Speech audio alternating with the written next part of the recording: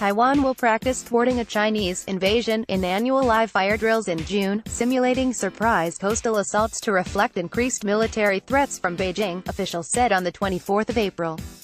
China's growing military is increasingly flexing its muscles and held live fire drills last week in the Taiwan Strait, the narrow waterway separating the Chinese mainland from Taiwan, following weeks of naval maneuvers in the area. Chinese officials said their drills were to safeguard Beijing's territorial sovereignty, a major priority for their President Xi Jinping. Although Taiwan is a self-ruling democracy, it has never formally declared independence from the mainland, and Beijing still sees it as a renegade province to be brought back into the fold by force if necessary. Cross-strait relations have steadily deteriorated since 2016, when Chinese President Tsai Ing-wen took office, largely because she refuses to accept that Taiwan is part of one China, and because Beijing is deeply suspicious of her traditionally pro-independence Democratic Progressive Party. Taiwan's 5-day drill, codenamed Han Kuang, which means Han Glory, will start from the 4th of June. Simply put, the main goal of the drill is to make any Chinese Communist military mission to invade Taiwan fail, Defense Ministry spokesman Chen Chung-chi said.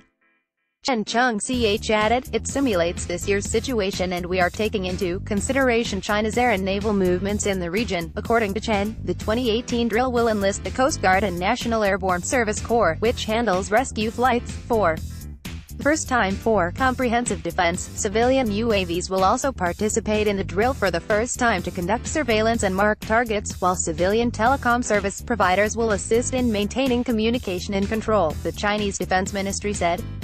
Chen continued, "It's not just soldiers' duties to protect the country. Everyone has the responsibility since our defense budget is limited." In the week ended the 20th of April, Taipei dismissed China's military exercises in the Taiwan Strait as routine, after expected large-scale naval maneuvers failed to materialize, and called it the cheapest way of verbal intimidation and saber-rattling. Chinese media reported on the 24th of April that a flotilla of Chinese naval vessels held live combat drill in the East China Sea, the latest show of force in disputed waters that have riled neighbors.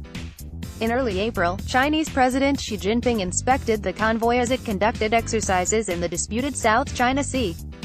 The flotilla then held 2 separate drills last week in waters on either side of Taiwan, infuriating the government in Taipei. Israel's defense minister Avigdor Lieberman said on the 24th of April that his country would attack Russian S-300 air defense systems in Syria if they were used.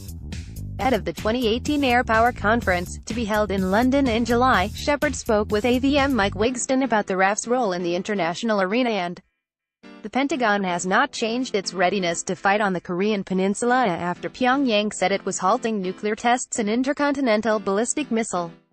South Korean President Moon Jae-in on the 23rd of April praised the declaration of a moratorium on nuclear and long-range missile tests by the North's leader Kim. The UK's opening of its new naval base in Bahrain, which will be known as the Naval Support Facility, represents the first permanent UK naval. Turkey's President Recep Tayyip Erdogan on the 21st of April said his government would consider the case of 2 Greek soldiers jailed in Turkey if Athens extradited